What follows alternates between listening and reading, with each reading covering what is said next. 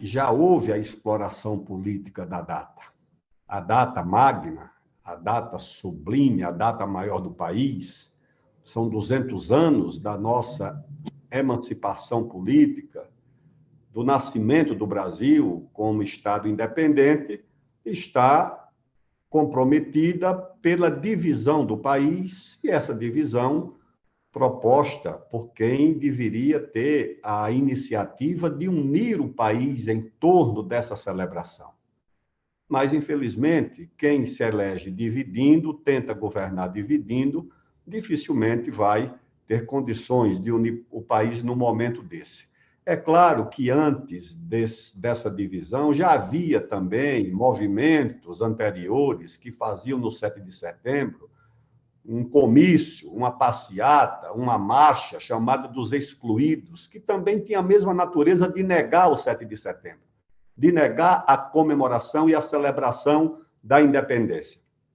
Mas eram movimentos sociais. Agora é o presidente da República que tenta transformar a data numa espécie de celebração da sua ideologia, do seu projeto político pessoal. Isso é lamentável, embora eu tenha certeza que amanhã centenas de milhares de pessoas que vão às ruas não vão por causa da divisão, vão por causa da pátria, do país, do 7 de setembro. E, naturalmente, serão levadas essas multidões a uma celebração que não une o país, tá certo? E isso é uma coisa lamentável. Parece que nós comemoramos mais o Sesc Centenário da Independência há 50 anos do que os 200 anos no 7 de setembro, que ocorre amanhã. Ministro Aldo Rebelo, boa noite, bom rever o senhor. Ministro, em 7 de setembro do ano passado, o presidente Jair Bolsonaro adotou um tom muito golpista, de ameaça ao Supremo Tribunal Federal, depois teve aquela carta que o Temer o ajudou a escrever, e de lá para cá ele vive alternando momentos em que ele ataca mais fortemente as instituições, momentos em que ele recua. Como é que o senhor espera que seja o tom de amanhã? A Carla Araújo disse que ele foi aconselhado a ter moderação, mas, ao mesmo tempo, hoje de manhã, numa entrevista, ele atacou o ministro Supremo Edson Fachin, anteontem atacou o Alexandre de Moraes. Só acha que o Bolsonaro amanhã ele vai insistir numa ameaça golpista que acaba isolando ele mais politicamente, ou só espera um 7 de setembro diferente?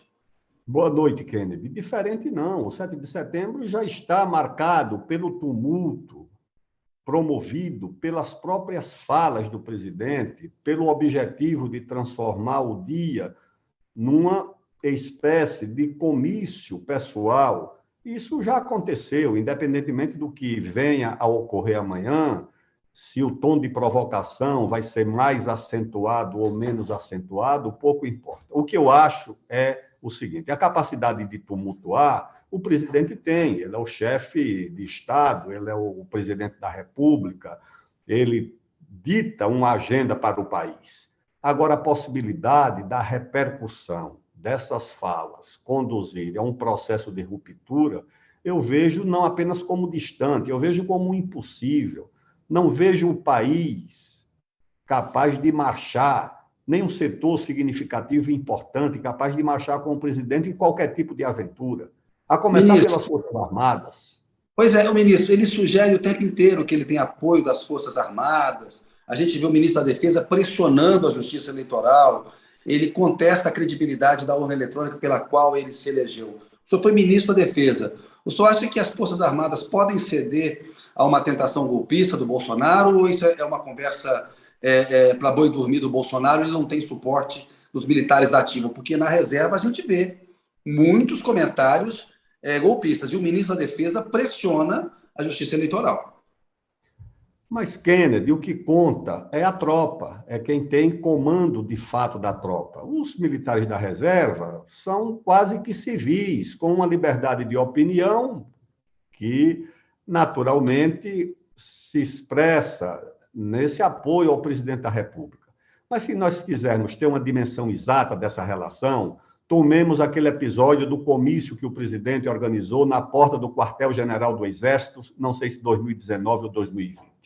Quem prestou atenção àquele ato viu a seguinte cena. Chega o presidente da República, no portão do comando do Exército e lá não está o comandante do Exército para recebê-lo. Chega o presidente da República na porta do comando do Exército e lá não está o ministro da Defesa para recebê-lo. Chega o presidente da República na porta do comando do Exército e não há um único militar fardado para recebê-lo. É claro que o comandante do Exército, na época, sabia da visita do presidente à porta do palácio, o ministro da Defesa também sabia. E por que não estavam lá? É evidente que decidiram não comparecer, porque sabiam que aquilo era um ato de provocação, era um gesto de estímulo à indisciplina e à hierarquia. E quando se rompe a disciplina e a hierarquia, se rompe de baixo para cima e de cima para baixo. Se o presidente da República pode romper com a disciplina e com a hierarquia, qualquer general, qualquer capitão, qualquer major, cabo ou sargento vai se sentir autorizado.